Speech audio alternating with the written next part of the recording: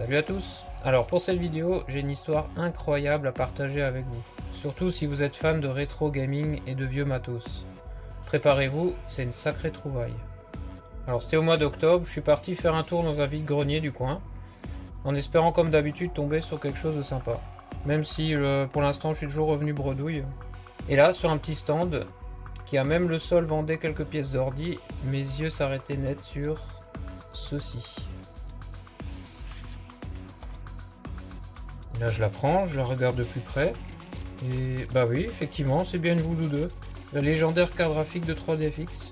En plus, vraiment dans un bon état, pas de grosses rayures. Les puces ont l'air en bon état. Souvent on voit les petites pattes des puces ici qui sont tordues ou voire même cassées. Et là vraiment, en regardant bien, tout est nickel.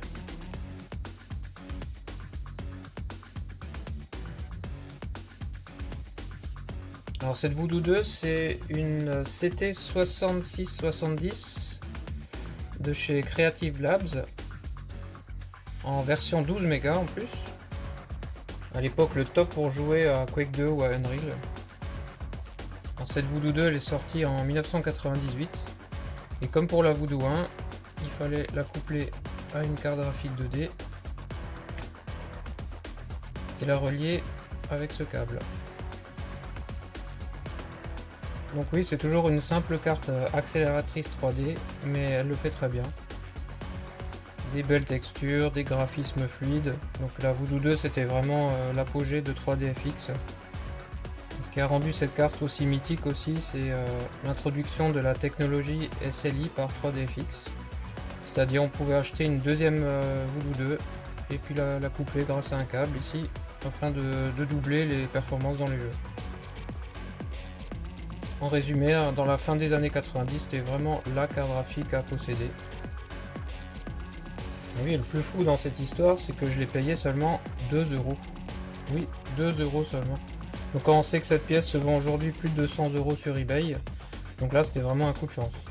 Alors je me suis empressé de tester cette Voodoo 2, et mis à part un petit problème de surchauffe des puces, que j'ai résolu grâce à un ventilateur, donc cette carte fonctionne merveilleusement bien.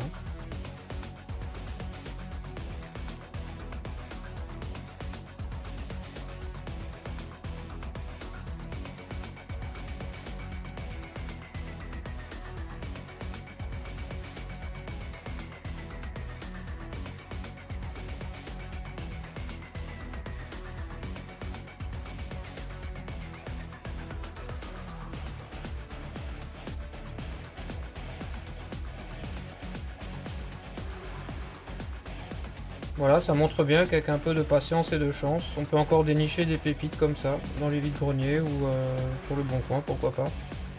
Ah oui, dites-moi en commentaire si vous avez déjà fait des trouvailles comme celle-ci. Je serais intéressé de savoir. Alors évidemment, on va pas en rester là, et je vais aller assez vite dénicher des nouvelles pièces pour construire une nouvelle config rétro gaming autour de cette Voodoo 2.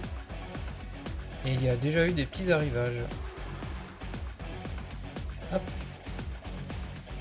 Voilà, c'est terminé pour cette vidéo. Merci de l'avoir regardé. Pensez à la liker, à vous abonner. Et à très vite pour la suite. Ciao, ciao!